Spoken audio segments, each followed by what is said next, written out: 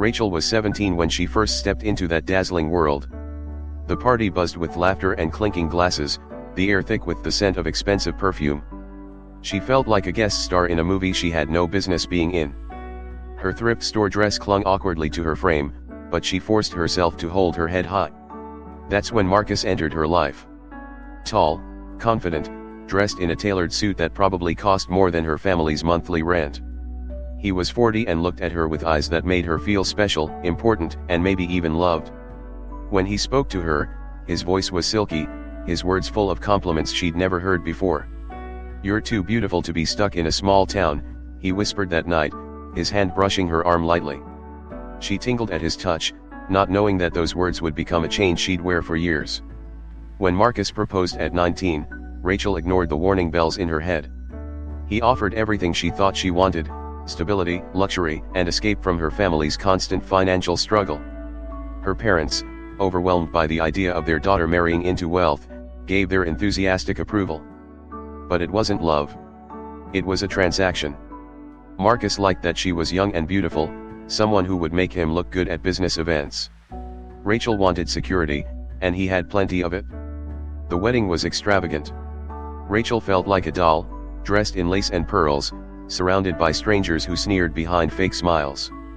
Marcus's parents, Mr. and Mrs. Caldwell, barely acknowledged her. His mother, a stiff, cold woman, shook her hand delicately, as if touching something dirty. "Let's hope you grow up quickly," Mrs. Caldwell said, her eyes scanning Rachel's dress. "You have a lot to learn." Rachel swallowed her pride and smiled. "This is worth it," she told herself. "It'll get better." It didn't. Their honeymoon was in Italy, a trip Rachel once dreamed of. But even on the sunlit streets of Rome, Marcus controlled everything.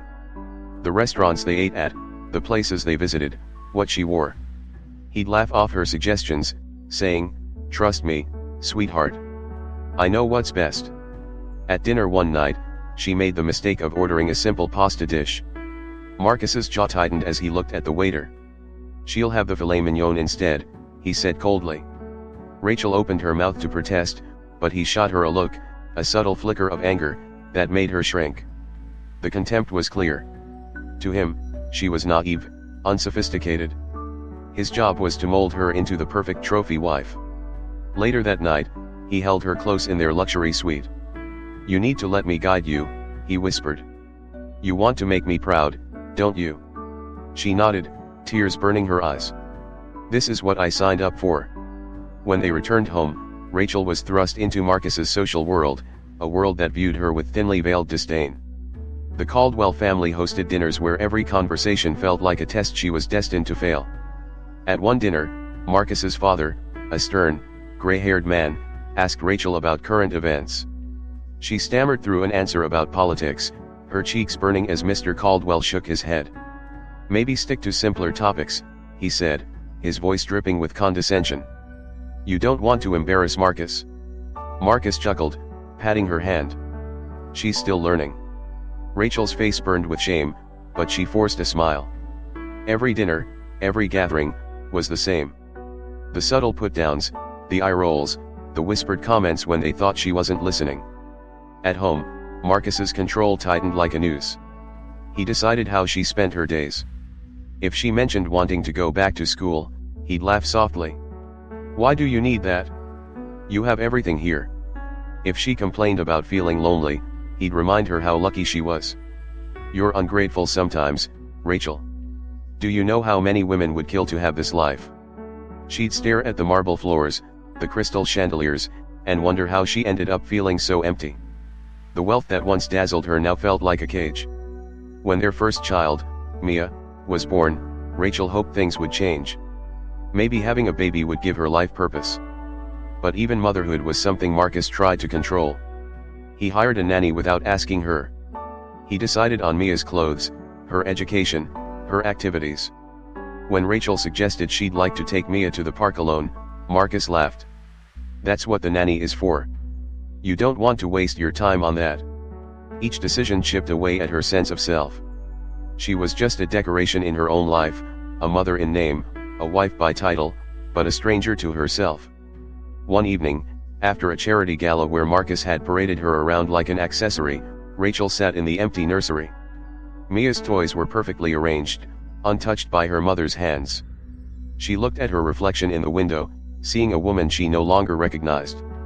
Her phone buzzed. It was a message from Marcus: "We're hosting dinner tomorrow. Wear the blue dress." Her hands shook with anger. She was tired of being told what to do, tired of living under someone else's rules. But what choice did she have? She felt trapped, by her decisions, by her marriage, by the silent debts she owed.